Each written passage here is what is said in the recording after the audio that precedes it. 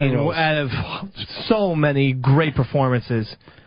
And he was good enough to win whatever Oscar they had for that year. He should have. He should have. You know, they screwed him, and this wasn't a 2000s film, but in the 90s, obviously, they screwed Bill Murray. They made it up to him for Lost in Translation, but he should have gotten the nomination, and maybe one for Rushmore. Yeah. But then, you know, in the 2000s, they gave it to him for Lost in Translation, another good 2000s movie. All right, time to move on to Fez Whatley. Is anyone going to be surprised by what Fez has to say? Yeah, I'm going to be surprised. Really? I think he's going to give us something legit. Like, I think he's going to surprise us with, you know, I don't think he's going to give us I honestly Iron think Man. he's going to pick Batman, and that's going to be it. But you think he's going to jump out and grab a film? I have hope for Fez. Heck, what about you? It has to be a superhero movie. There's only going to be one. It's only going to be Batman. Okay. Fez Whatley? Yes? Are you going to surprise us or give us Batman? I am going to let you know that I think the best film of the past decade, I only have to travel back in the decade to last year, to The Dark Knight. Oh. The absolute best. I love comic book movies. You do? And this is the absolute best one they have ever done. They gave us a villain in Heath Ledger's Joker that is going to live on through the ages. Can't fight that. Cannot fight that point. Heath Ledger is a Joker. Really, really strong, and the fact that it came right before the tragedy, and it actually came out after he died. Everyone's going to remember. This is going to be kind of the James Dean moment for a lot of young kids right now. I think his villain, his cinematic villain, passes up like Hannibal Lecter, Darth Vader. Oh. It just moves right up to the top of the chart. Wow, I don't know about Vader. I think it's the best villain that has ever been portrayed in the movies. Oh, in the movies. That's pretty. I thought you were saying he was better than Hitler. I don't agree 100% of everything that you said about Heath Ledger, but as a film, I think when he's not on screen, it's pretty fucking weak. Right. It looks to me more like Chicago than Gotham City, and in a lot of ways, it kind of makes me miss Tim Burton directing those films, because Tim Burton gave you an otherworld kind of feeling. Not that I totally love those films, but at least I felt like I'm watching weirdo Gotham City. I'm not watching Chicago. The problem I had is I started using logic when I'm watching those films. Right. You know, because it looks so real, you're like, well, this couldn't happen. I think I still like I prefer the Tim Burton Batman. See, in the Tim Burton universe, if you set that up, well, then people don't easily figure out Bruce Wayne is Batman. But the realism that they use, TMZ would be on top of this in seconds. Bruce Wayne is your Batman. Right. Period. And Tim Burton Batman is still kind of like 50s almost, because like they drive old school cars and stuff. Yeah, it's just another place. It's not the weird. planet Earth. Yeah. See, I love the Tim Burton Batmans. Those first two he did. I love the Tim Burton Specifically Batman. the first one. But it was like, I didn't realize till I saw this new Batman how much better it could be, even than when Tim Burton did. But it didn't feel like a Batman movie, to me necessarily. It felt and oddly, you didn't pick the first Batman. If he was doing it so much better, why isn't that one your number one? Because it's really built into the Heath Ledger performance, which everybody turned over. Yeah, that was great. The first one didn't have Heath Ledger. I don't think anyone would even put it as a good movie, let alone a great movie. Oh, I thought it was a good movie. I thought that Batman Begins, I thought that was an excellent film. I thought they really captured Batman in that. I thought it moved the way it was supposed to, and he looked the way he was supposed to. That will never be Batman to me. Well, I wasn't into the Scarecrow at all, and then it was like Batman was going after a mob boss. There were no superheroes in it. I mean, and in Batman Begins, he's more of a ninja. You know, like he finally puts the mask on at the end. All right, so Fez gives us no surprises, but then at the same should never bet on Fez. Huh? I think it's like almost like a motto in a Wesley Snipes film. Never bet on Fez. I thought he was going to surprise us. Ron bet on me and won. Yeah, it's really what you bet on.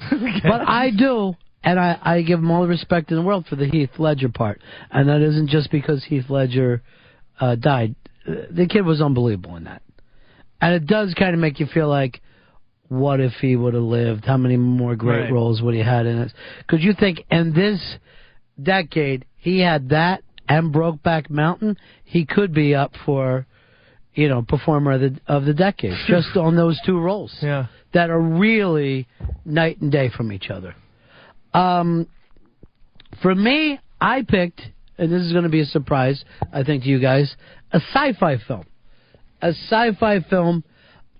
This film was one of those movies that, even though I knew it was made by really creative people, still blew me away while I sat in the theater, and that's The Eternal Sunshine of the Spotless Mind. I went back and forth between this and adaptation, but I had to make the leap on the fact that,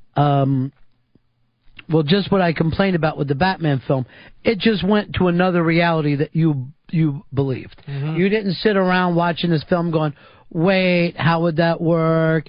Wouldn't this... You just jumped into it 100%. And if you look at the work that happened with that film, it does remind me more of this decade than anything else. There's a kind of disassociated nature to the entire film. It's such a haunting film. It's really, it's one of the few movies that's ever truly disturbed me. And I can't, and the cool thing about Sunshine is that you almost can't really put your finger on why it's disturbing. I mean, you kind of know, okay, loneliness, and these people are trying to, get rid of their pain. Obviously, those things. But there's just like this underlying thing that you can't quite figure out. Why is this troubling you? And I actually think that makes a very powerful film. It's a really good point you came up with. There's a weakness in those characters that hits the weakness in you. No matter how strong you are, you have that feeling. I don't think it was disturbing. I thought it was like scarily accurate in terms of a relationship where you begin to just hate the other person. Where I thought it was just so dead on that it blew me away. I was like, holy God, this is a real. These are every. It is a thing that for some reason we don't always get to work out.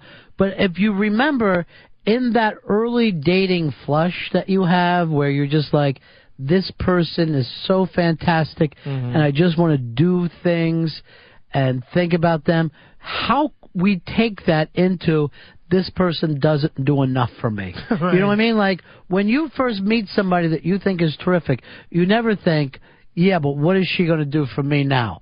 Is she ready? And how you take this person that you think is a fucking gem, and just the things they say, the way they wear their hair, the fact that it takes them an extra 5 minutes to fucking get ready to go to the out to dinner or something. Everything annoys the shit. Right. And this film hit it. It makes you feel awful as a human being.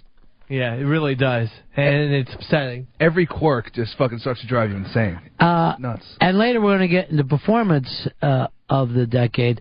But it would be tough not to easily just say it's Charlie Kaufman's decade as a writer. I mean, what he did and the way he changed things over the past decade, phenomenal. I saw the movie, and I don't know if troubling was the word, but when I saw it, it was right when I had started having my mental breakdowns. So I just saw that connection there in feeling so bad, so horrible, that you would want part of your... What are you talking about? Eternal Sunshine of the Spotless Mind. We're talking about Batman. What? Yeah, just try to give him a weird moment. So it hit you on that thing as you're watching the film. You felt like him. Yeah, where it was like, that desperation was right there to connect with. Sadly, out of all of us, you're the guy that kind of reminds me of him, particularly after he had already disconnected from the girl, after he and the girl weren't together anymore. It's got a real Fez Whatley, a real life Fez Whatley feel about it. Yeah, and that's what it felt like. And it almost, I'm not going to say hopeful, but it gave me some sort of feeling like, what if that was really available? What if that was there? And I would have to consider, would I want bad memories taken out of there? Well, then you didn't get the film at all, Fez, because the entire point of the film was